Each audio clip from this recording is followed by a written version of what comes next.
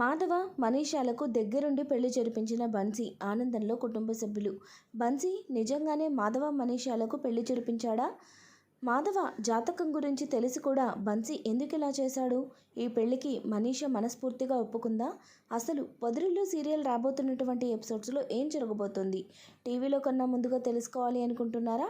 అయితే వెంటనే ఛానల్ని సబ్స్క్రైబ్ చేసి పక్కనే ఉన్న బెల్ ఐకాన్పై ట్యాప్ చేయండి. అప్పుడే మేము పెట్టే ప్రతి వీడియో కూడా నోటిఫికేషన్ రూపంలో మీ వరకు వస్తుంది. వీడియోను లైక్ చేయడం, మీ ఫ్రెండ్స్ అండ్ ఫ్యామిలీ మెంబర్స్తో షేర్ చేసుకోవడం మాత్రం మర్చిపోవద్దండి. మీరిచ్చే ఒక్క లైక్ మాకెంతో సపోర్ట్ ఇంకా ఎంకరేజ్మెంట్గా ఉంటుంది. ఫ్రెండ్స్, దయచేసి ఛానల్ని సబ్స్క్రైబ్ చేసుకోండి.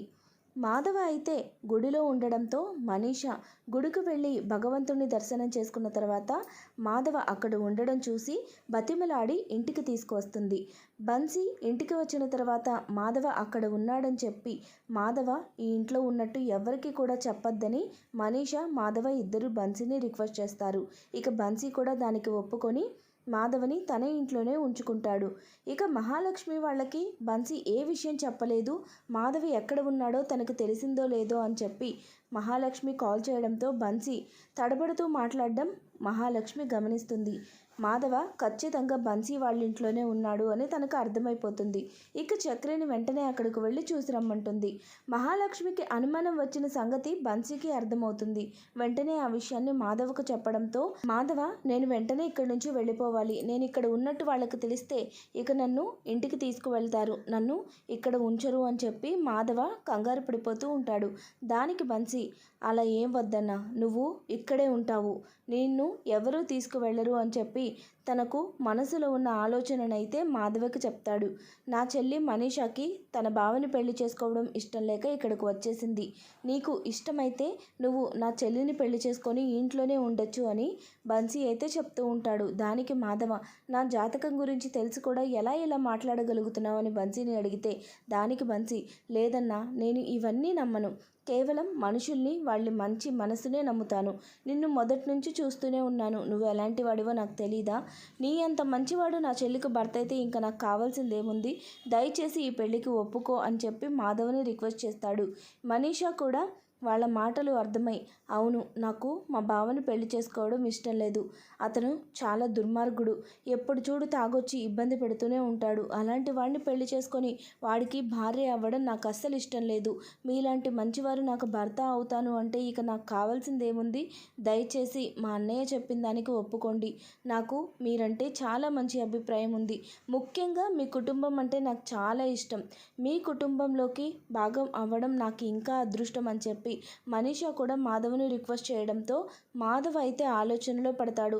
నా జాతకం గురించి సిద్ధాంతి గారు అలా అంటుంటే మనీషా ఇలా మాట్లాడుతుందేంటి, బన్సీ కూడా అర్థం చేసుకోకుండా ఈ పెళ్లి చేసుకోమని చెప్తున్నాడేంటి అని మాధవ ఆలోచనలో పడతాడు.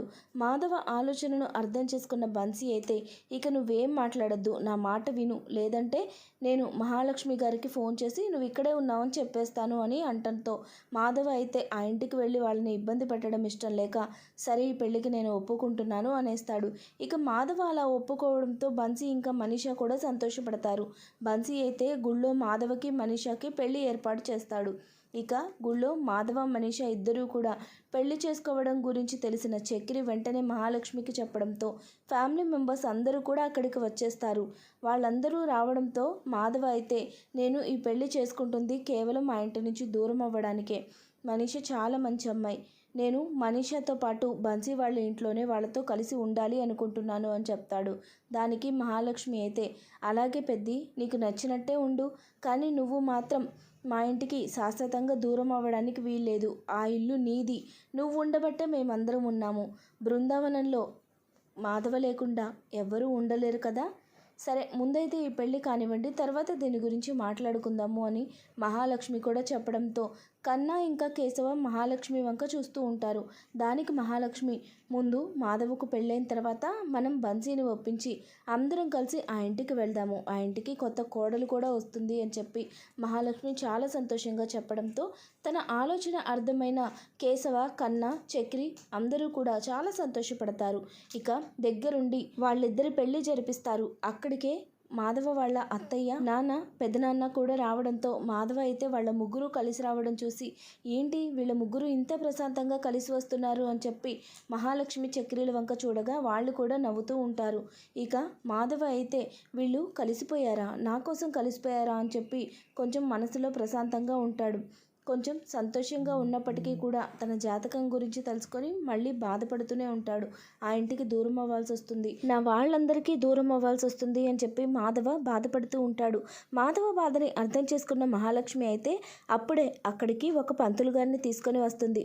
ఆ పంతులు గారిని చూసిన వాళ్ళందరూ కూడా ఏంటి ఇప్పుడు ఇక్కడికి ఈ పంతులు గారిని ఎందుకు తీసుకొచ్చావు, ఇక్కడ ఆల్రెడీ ఒక పంతులు గారు ఉన్నారు కదా అని చెప్పి అంటూ ఉండగా అప్పుడే మహాలక్ష్మి మాధవ జాతకాన్ని బయటపెట్టి పంతులు గారిని ఈ జాతకం చూసి ఈ జాతకం ఎలా ఉంటుందో చెప్పమని చెప్తుంది. అది విన్న మాధవ అయితే ఆల్రెడీ ఒకసారి సిద్ధాంతి గారు చెప్పారు కదా, మళ్ళీ ఏంటమ్మా ఇదంతా అని చెప్పి అడగడంతో మహాలక్ష్మి అయితే మీరు ఆగండి పెద్ది, ఒక్కళ్ళ మాటతో మనం దీన్ని కొట్టిపారేయలేము. ఈ సిద్ధాంతి గారు చాలా గొప్ప వ్యక్తి, చాలా మహిమ గలవారు, ఈయన ఏం చెప్తారో విని దాన్ని బట్టి మీరు నిర్ణయించుకుందరు, అప్పుడు మీరు ఈ ఇంటి నుంచి దూరం అవ్వదురు అని చెప్పి మహాలక్ష్మి చెప్పడంతో మాధవ కూడా సరే అంటాడు. ఇక మహాలక్ష్మి తీసుకువచ్చిన పంతులు గారు అయితే మాధవ జాతకం చూసి ఈ జాతకస్తుడి జాతకంలో ఎటువంటి లోపము లేదు, కానీ ఇతను ప్రేమించిన అమ్మాయి ఇతనుకు దూరం అవుతుంది, తన భార్య కాదు, ఎవరైతే తన భార్య కావాలి అనుకున్నారో ఆ అమ్మాయికి దూరం అవుతాడంతే. ఆ తర్వాత ఇతని జాతకంలోకి వచ్చే అమ్మాయి ఇతని చాలా ప్రేమగా చూసుకుంటుంది, ఇతని కుటుంబం కూడా చాలా సంతోషంగా ఉంటుంది, ఆ అమ్మాయి కారణంగా ఇతనికి అన్ని విధాలా కలిసి వస్తుంది అని చెప్పి ఉన్నది ఉన్నట్టుగా చెప్పడంతో మహాలక్ష్మి ఇంట్లో వాళ్ళు ముఖ్యంగా మాధవ అయితే చాలా సంతోషపడిపోతాడు.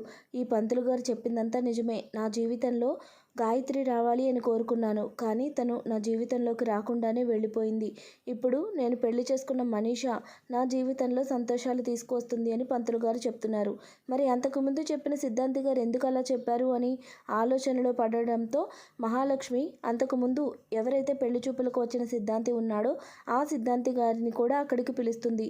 ఆ సిద్ధాంతి గారు అక్కడికి వచ్చి దయచేసి నన్ను క్షమించండి, అంతకుముందు నేను చెప్పిందంతా కూడా అబద్ధమే, ఆ రోజు పెళ్లి చూపుల్లో ఉన్న పెళ్లి కూతురు తను వేరే అబ్బాయిని ప్రేమించానని తన గురించి తప్పుగా చెప్తే తన కుటుంబం ఊరుకోదు కాబట్టే మీ గురించి తప్పుగా చెప్పమని చెప్పింది, అందుకే నేను అలా చెప్పాను, దయచేసి నన్ను క్షమించండి, నేను చేసింది పెద్ద తప్పే అని తెలిసినా ఇద్దరు ప్రేమికుల్ని ఒక్కటి చేయడానికి నేను అలా చేశాను, దాని కారణంగా మీకు ఇంత అన్యాయం జరుగుతుందని మీరు ఇంత బాధపడతారని నేను అనుకోలేదు, దయచేసి నన్ను క్షమించండి అని చెప్పి సిద్ధాంతి గారు అందరి ముందు ఒప్పుకోవడంతో మహాలక్ష్మి అయితే ఆ సిద్ధాంతి వంక చూసి ఇద్దరు ప్రేమికుల్ని కలపడం న్యాయమే, కానీ దానికి ఇది కరెక్ట్ పద్ధతి కాదు, ఇంకెప్పుడు కూడా ఇలా చేయకండి, ఇలా మరొక వ్యక్తి జీవితం మీద మీరు నింద వేసి ఇంకొకళ్ళకి న్యాయం జరుగుతుంది అంటే అది కరెక్ట్ కాదు, ఇంకెప్పుడు ఇలా చేయొద్దు దయచేసి అని చెప్పి మహాలక్ష్మి ఆ పంతులు గారికి చెప్పి అక్కడి నుంచి పంపించేస్తుంది.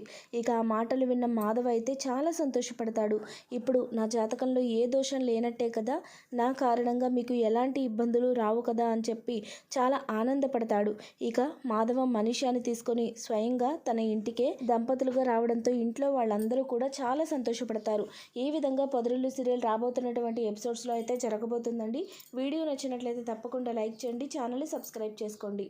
Thanks for watching friends.